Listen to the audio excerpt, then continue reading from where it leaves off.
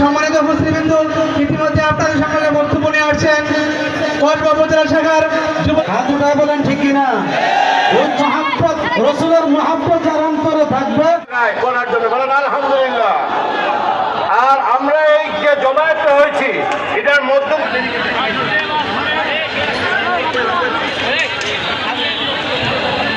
দুই খণ্ডে,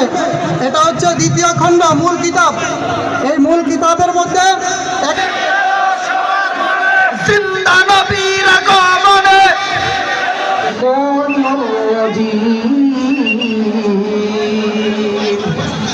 আসসালামু আলাইকুম ওয়া রাহমাতুল্লাহি ওয়া বারাকাতুহু। আমরা প্রথমেই ধন্যবাদ জানাই আজকের এই জুলুসকে কেন্দ্র করে কাল হাশরের ময়দানে আল্লাহ তাআলা যেন আমাদের পাচ্ছি না আমাদের সকল ইউনিয়নের সভাপতি সেক্রেটারিকে আজকে মঞ্চে আসন গ্রহণ করার জন্য মুস্তাফা জানে فكان عاقبته করোনা জানানো দরকার বিষয়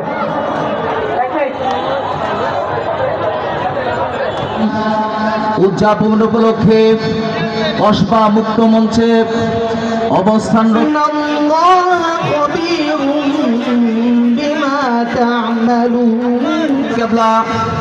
ডক্টর সদরুদ্দিন আহমদ পীর সাহেব, বিভিন্ন দরবারের পীর মাশেখ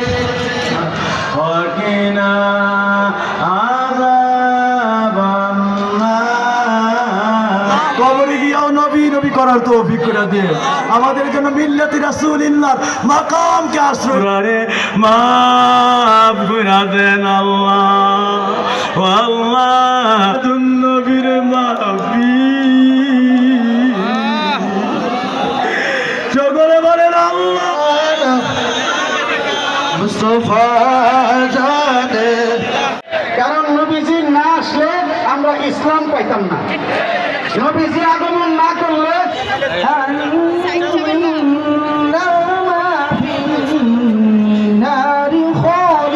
মিলাদুন নবী কার মাফি কে করেছেন কত আরে জোরে কাদেরকে নিয়ে নবীরা রে কাদেরকে নিয়ে এবং সব নবীরা পালন করেছে তারা কাদেরকে নিয়ে উম্মতদেরকে নিয়ে সব নবীরা কাদেরকে নিয়ে আর আমরা নবী পাই না আমার নবী নিয়ে তারা মিলাদুন নবীর মাহফিল করে মিলাদুন নবীর ওয়াজ করে আমরা কেমন নাশকর উম্মত আমরা এর বিরুদ্ধে যাই বিরুদ্ধে ফতোয়া দেই সুতরাং আমরা যারা আছি জীবন দিয়ে দিব নবীর সুন্নাত আল্লাহর সুন্নাত নবীদের উম্মতের সুন্নাত মিলাদুন নবীর মাহফিল আমরা পালন করতে চাই কি চাই না চলবে কি চলবে না আর জোরে চলবে কি চলবে না